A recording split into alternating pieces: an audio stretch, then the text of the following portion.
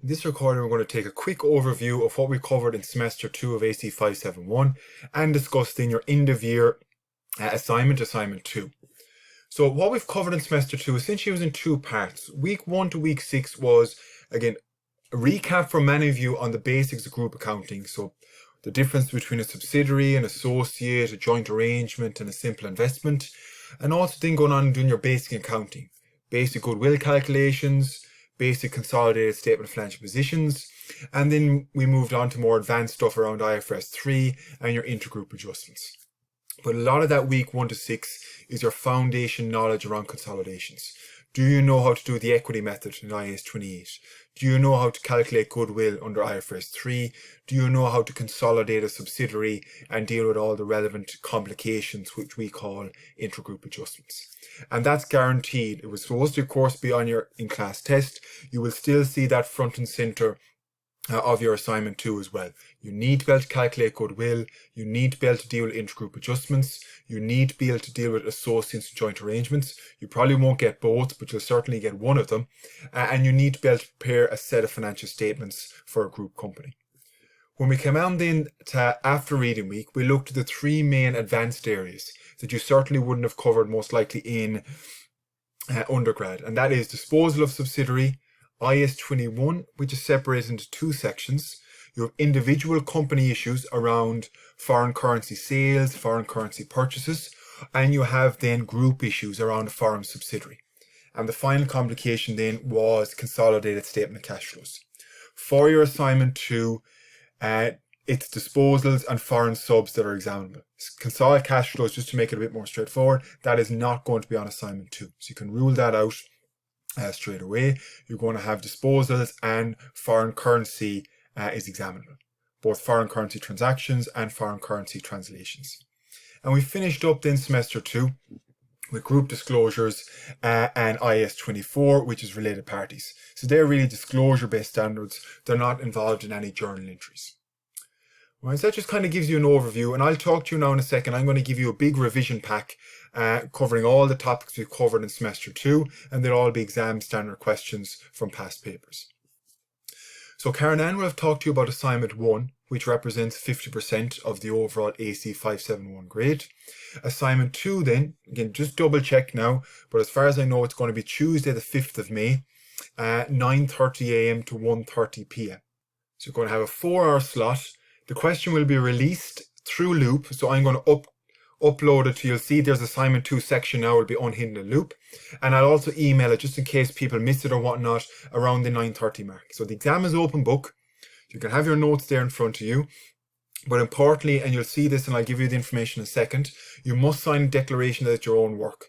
And you can, as part of this, because we have alternative assessments now, just for the integrity of the assessment, you can be requested to complete an interview about your answer to confirm it's your own work.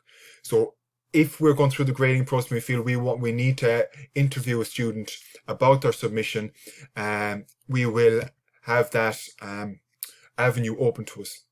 Just bear that in mind when you are signing it. This is an important exam and it should be sat as an exam. Right? There should be no plagiarism, no collusion, and it's important that you adhere to the DCU standards, regardless of whether it's in an exam centre or whether it's taken at home. So what other information do we need to know then?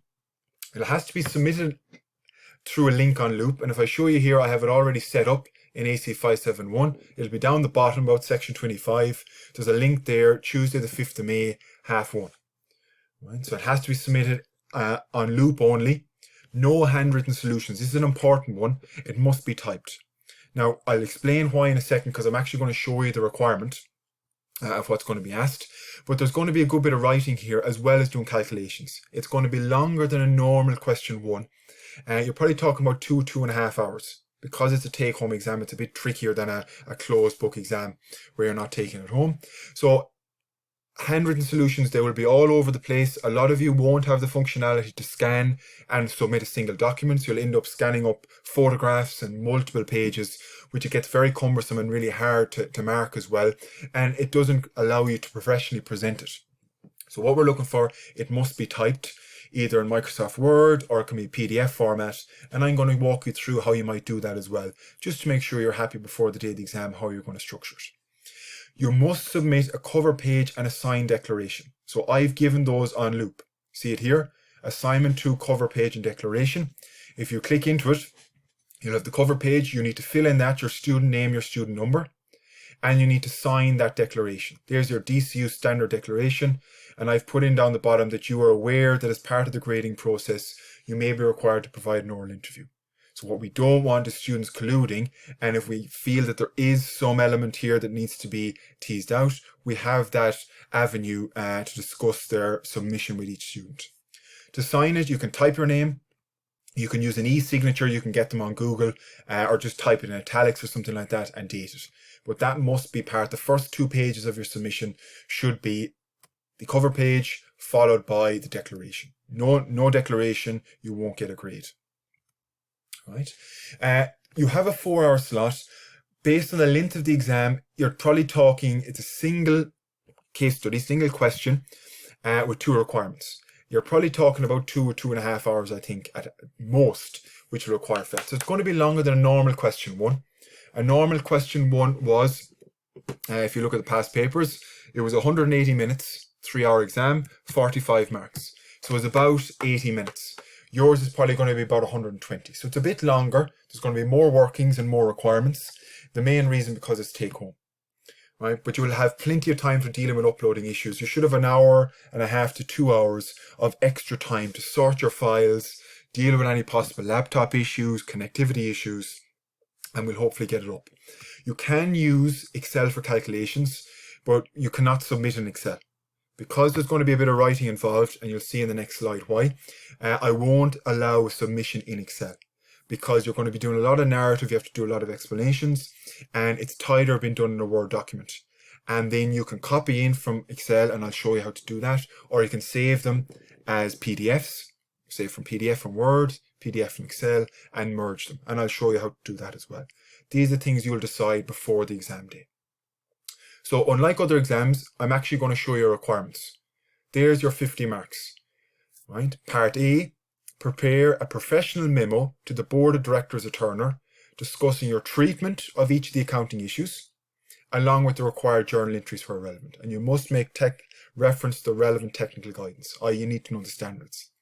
Now that you wouldn't have seen in past papers. That's kind of an added requirement where you have to prepare a memo. Now a memo is just saying who is it to, who is it from, what is it about, and putting a structure on your headings then. That it's not just all over the place. It's a bit more of a formal document. Think of it, if I was preparing something for a board, what way do I lay it out? And that's why I said I don't want to see handwritten, I don't want to see answers just submitted in Excel, because you won't be able to get the formatting, you won't be able to get the professional presentation that's expected. You can of course do a lot of your number crunching in Excel, but then you can format it and bring it back into Word in an appropriate layout. And that's easily done, and I'll show you in a second. That's 25 marks. The other 25 marks, of course, they're linked, because a lot of your journals here will impact your financial statements. So you see there's no cash flow here. Consolidated P&L and other comprehensive income, consolidated statement of financial position, consolidated statement change in equity. So this is where you have to show clear working. So I want to see a clear working for NCI, clear working for your goodwill, clear working for group retained earnings. So a lot of this will be about presentation. There will be a lot of calculations. It is going to be a 2-hour question, remember. So it's about presentation as well. So that's why we're giving you the time, and we'll give you the tutorial about how to use the software and use the functionality. But there's your 50 marks, about half and half. Right? So it's longer than a normal question 1, but same structure. You're going to be given a group structure. You'll be given a set of financial statements for a parent, a subsidiary. Maybe there'll be at least 2 subsidiaries, because it's a longer question. There could be then a joint arrangement. There could be an associate. That's what you have to wait to see in the exam. So it will be longer than a normal exam question. So you will have at least 2 subsidiaries, and there will be some semester 1 topics in it. So you go back at what Karen Ann covered in semester 1 in terms of computational side. If you look up on your loop page, so for example, there could be a question on, what are we looking at here, deferred tax. There could be, not a full question, but a working as part of it. There could be a working on financial instruments. There could be a working on share-based payments. Anything from the computational side, it could be integrated into the overall question. There won't be standalone questions, but it could be integrated as part of a working. but it's still the same overall normal question 1 structure, just added requirements and more companies. So what do you need to do then before the day of the exam? Well, firstly, fill in that cover page and sign declaration, have it ready to go. So whether you're going to do it all in Word, that can be the start of your document, and then you can just come on here to the next page and have your memo started, who you're going to write it to, from, etc. Or if you're going to do it in PDF, you will fill in both of those, sign this and save it as a PDF, be ready to merge in. And I'll show you how to do that in a second. But have that ready to go. Then also decide, right, have my laptop, a charger, have a quiet room. I'm sure what the Wi-Fi is going to be sorted in the day. Look, there could be technical issues, particularly in terms of internet and whatnot. We're aware of those, but just make us aware as soon as possible. I'm going to be on my emails. If there's any trouble at all, try and get in contact. But we are aware this is uncharted territory for everyone. So there will be some technical issues. For the majority, hopefully it runs smoothly. For anyone else, do not be afraid to get in contact. We are aware and we will try and do the best we can. So will you print the question on the day? You don't have to, but some students like to work with a printed question, make it easier instead of flipping between screens.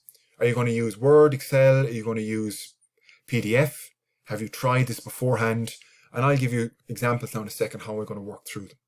But answer all of those the day before the exam happens, not on the day. And ask. So if you have any questions over the next couple of weeks, so the 50 minutes, about nearly 3 or 4 weeks time, ask questions. Don't be afraid to get in contact. Any simple things at all, just so you're happy you know what to do on the day of the exam. We know this is new, but everyone is in the same boat. On the day of the exam then, have a template ready to go.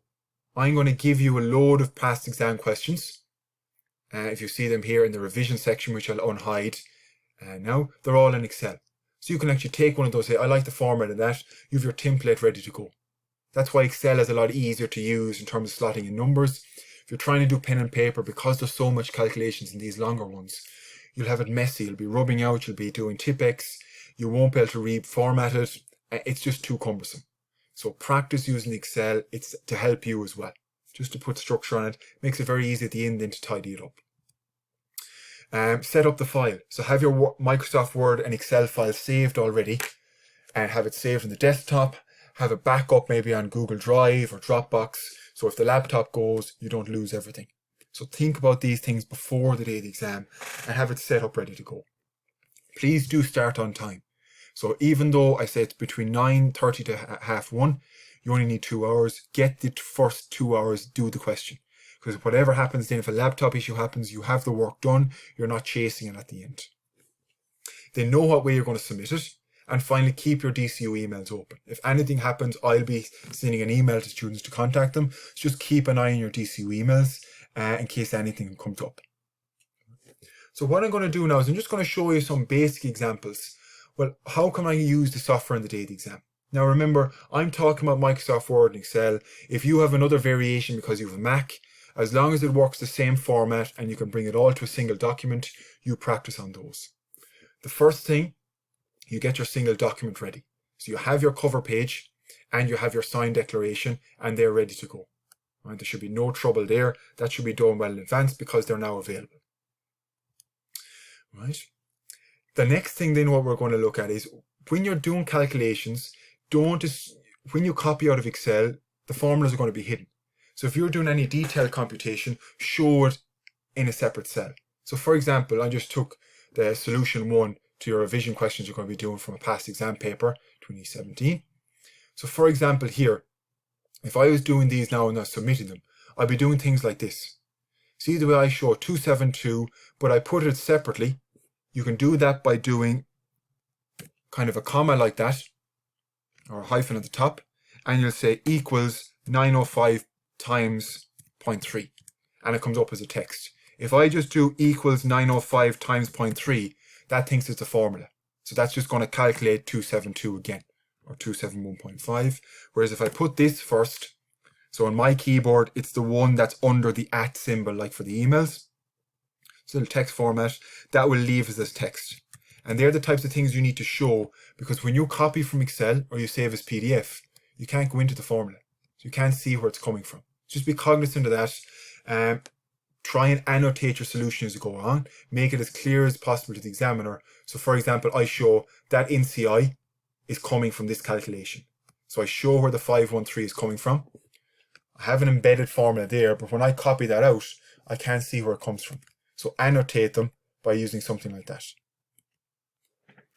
Right. So your first choice really is you set up the whole structure in Excel, you submit an Excel file, and you submit a Word file, but you use Excel for your calculations because again, it's cleaner and it's easier to maneuver. It's like a big calculator and it's easy to format as you go.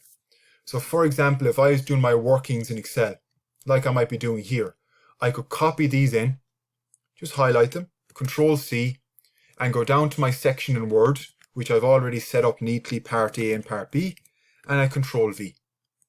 So just copy them in. Now, if you wanted to, you can change the font to match all the fonts together, but then it's just a normal Word. It's just actually a table in Word.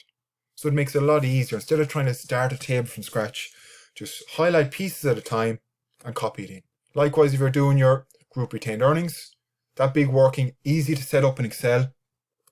So you either have cross-reference a lot of the journals, copy it, go down to a new page, Control V, and there's your nice neat table.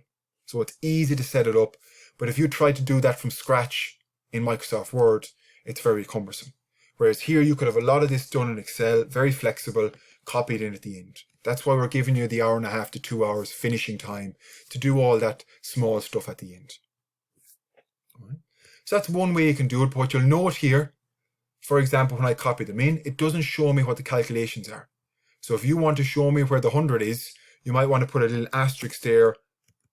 For example, 100 equals 500 times 20%, or whatever way, just to annotate your solution, because you're not allowed to submit Excel, because it gets too cumbersome then having 2 or 3 files in terms of corrections. Have it a single document to upload. When you're uploading the financial statements then, it's the same thing. You'll copy the whole thing. You'll have a template done already. Control C. Go back to your Word document you're saving as you go. I'll come down to a new page, because this is, remember, part B, and Control V. Now you can see here, the trouble with some of this might be, actually it's going over a bit on the page, but if you highlight up here, you can move it over to center it so it fits. So that is one solution where it works like that. Now, the trouble with your type of question is you're going to have more than one column, because you're going to have more than one subsidiary, so you probably won't fit it on a page like that. So to give you a little tip, you get rid of that again. The easy way to get rid of it is highlight that little 4 arrows at the top, click on it, and then just press the backspace. Get rid of it all. What you want to do actually, I want this page to be the other orientation. Instead of working vertically, I want it horizontal. Or you can do portrait or landscape if you want to use that terminology. The easiest thing to do is go to the previous page. What we want now is we want the next page to be a different section. So the trick for this is you go to your layout, you go to break, and you want to say, I want a section break in the next page. So you have to have your click on the previous page, go to the next page, it jumps down. And now look at what we can do. This page will stay portrait, but if I go to the new page where it's a new section, I go layout, orientation, I now want a landscape. And now what's happened is 2 different sections. This section remains as we want it, because we're doing nice little small journals.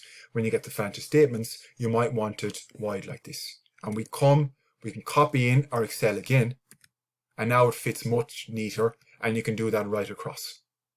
So that's a nice thing to watch for. The only problem with that is, every next page now, they're all the same section. So if you want to keep going, they all become landscape. So if you wanted to do it again and revert to the previous one, you go back to here, you go layout, I want a new break now again on the next page, and now I revert to portrait. So I've created 3 sections now. 1 section portrait, 1 section landscape, 1 section portrait again.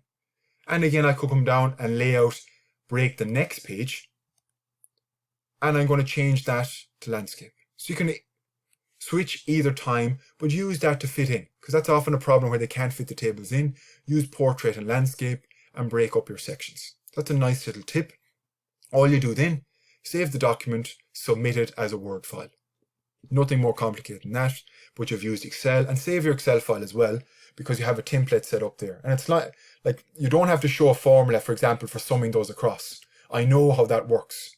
You only really have to show formulas for where is a figure coming from if you're calculating it. If the figure is given in the question, you don't need to show where it's coming from. But for example, that 9, because I've given you the Excel file, I don't have to show it. But you won't be, so you'll have to take that little formula and put it up here and show that 9 is coming from 900 times 2% times 6/12. So just bear in mind, try and annotate your solutions is the only little trick when you're doing that. See the way I annotated here to show you where retained earnings is coming from.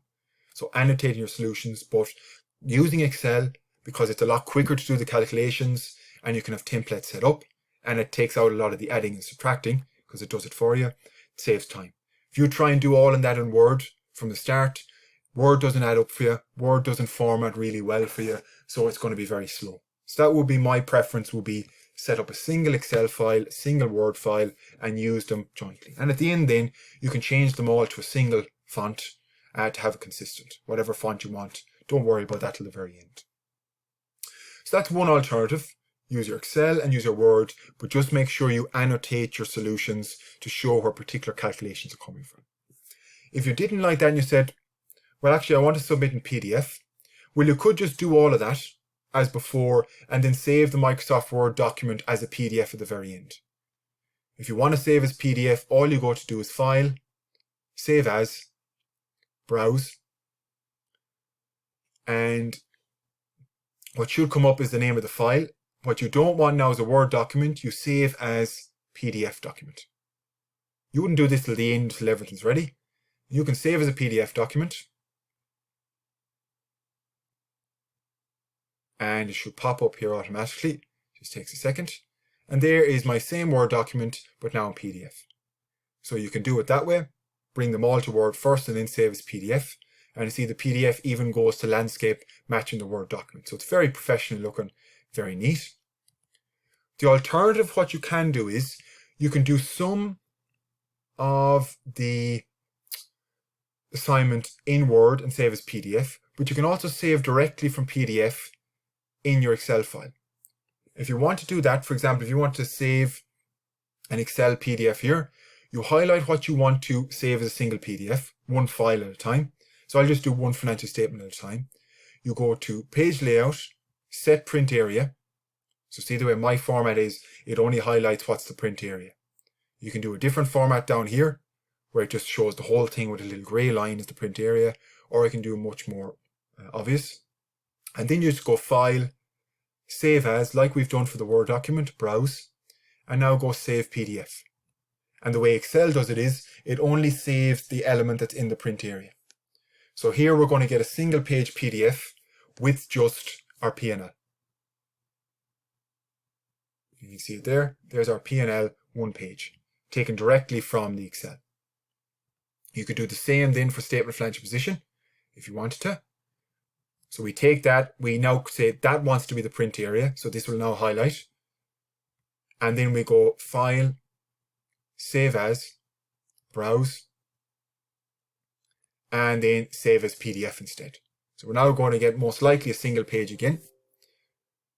We'll just call it a different name just so they won't overwrite.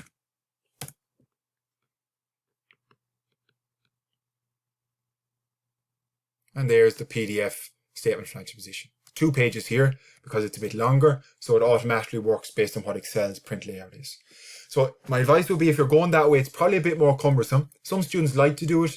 It's probably the same thing just to copy that into Word initially and then save the whole Word document as a PDF at the end. I don't mind if it's Microsoft Word or PDF.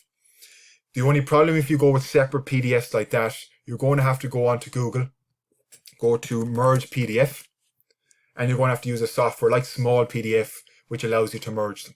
So where you can upload, for example, 2 PDFs and they will merge them into one. So that's probably a slower version that I wouldn't be a fan of by trying doing them all PDF. My advice would be do it all in Microsoft Word, copy them in, and at the very end, if you want to, just to have it certain that it won't be altered, save it as PDF at the very end. That's probably the cleaner way to go about it, and you'll have no trouble. So that's just giving you an idea, but practice yourself. Just make sure I have a template set up in Excel. You're probably going to use Excel regardless. You're going to use Microsoft Word regardless. It's a personal choice then whether you want to bring it a PDF or not. But PDF itself won't let you do anything. That's only a very finished product. You have to have Word or Excel or a variation to get there. So study tips then. And I said, for those, ask questions. Between now and the 5th of May, if you have trouble, you want to get an idea, is this appropriate? Just ask away. Don't be afraid to ask questions. So study tips then, consolidated cash flows are not examinable. All other calculative areas on semester 1 and semester 2 are examinable. And I said, it's going to be longer than a question 1, a normal one. You're going to have a minimum of 2 subs, and you're going to have at least 1 associate joint arrangement to be decided on the day when you would figure out what it is. So it's important. You're going to be given narrative explanations. That's why I said Word is quite important, because Word is the more natural one to write written text and to format. And it's about flow. Right? There's presentation and structure and flow here. You have to give a neat presentation. You won't be under time pressure if you start for the full 4-hour slot. We want to see professional headings. We want to see detailed workings. We want to see cross-reference workings like I do here, cross-referencing the workings in. And if you come down here, just make it a bit easier, you'll see in all my solutions, I cross-reference the journals as well. So you have to make it professional looking because there is marks going for that. Right? But it's all about study. And I've given you plenty of revision questions. There's 11 questions up there now. Again, you can disregard the consolidated cash flows. We just put them up for completeness. But all the other ones, you're going to see advanced consolidated. You're going to see a disposal and you're going to see a foreign sub. Right? To be very clear on that, you're going to see 2 subsidiaries. You need to know the basics. There's going to be a lot of basics, but there's going to be complications as well. So you need to be able to merge those. And remember, you have open book in front of you, but that's not going to solve all the questions. You need to have the study done because time does go quickly in these types of questions, particularly when you're in a home setting. You might be a bit more relaxed. You need to keep an eye on the time. So have an idea, have I a clock in front of me? What way am I going to do it? And all of those revision questions are now available up on Loop, PDFs, and all Excel files for solutions. You might take one of those as your template, tidy it up and have it ready to go for the 5th of May. Right. So look, other than that, the very best of luck with your outstanding assignments, which I'm sure you're working on now for the different modules, and also for assignment 2 that's coming up. Look, it's new territory for all of us. You have 4 or 5 weeks across all your exams to plan it out. But remember, yes, it is open book exam. Yes, you're doing it at home. It's still an exam, right? You have to give it the importance that it's due. Open book will not solve all your problems on the day of the exam. You need to know the material going into the exam. You need to have a quiet room, be set up, know how you're going to approach this.